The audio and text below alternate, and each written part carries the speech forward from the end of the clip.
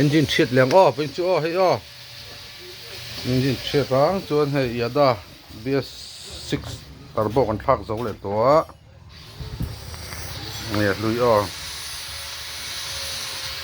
ไม่ชุกันดีเลยอุ้ยไม่โดนเลยฮะ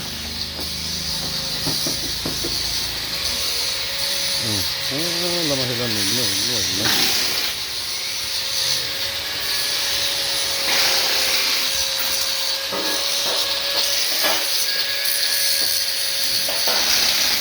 สายออฟโรดลำเส้นก็น่าจะเอ็นจินนักเสียบด้วยกัน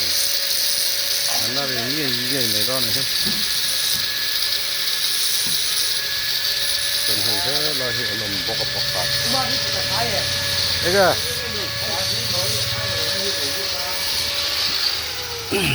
กอล์ฟซีทีนั่งเราคุบไม่เสียนต่อ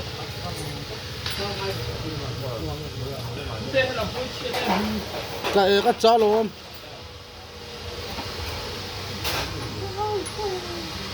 จึงกันที่อันนี้เราอินจูส่วนยาดาเอนจินแรงเนี้ย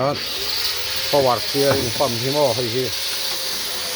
ห้องรอนปอยตาอามาปั๊มออริจินัลมันโดนส่วนที่ดังลำเวียงอะไรเลยที่เรื่องเห็นสังสรรค์ที่เรื่องอันนี้สิ่งที่จะเห็นเอ็กเซนนักเสียมาส่วนอามาออริจินัลค่ะอาปั๊มที่ชักเขียนเราวินามันเทอมีดังเล็ดเดตันโตขานตั้งใจจากกินอันนี้เราจะพิมพ์ต่อไม่เคยบอกและที่เราตันขันให้ยาดา BS6 ปั๊มออริจินัลค่ะกันอันมันเลยเนี่ยกันมั่งเลยเวลมาเสร็จที่ดังลำเฮก็ง่ายจริง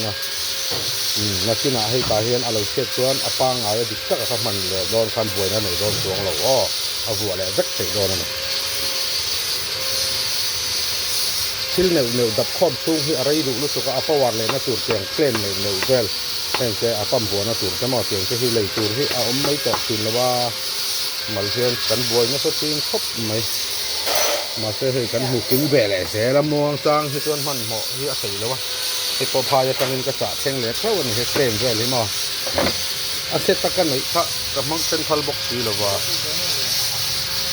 ชอบที่หรอครับเดี๋ยวใช่เลย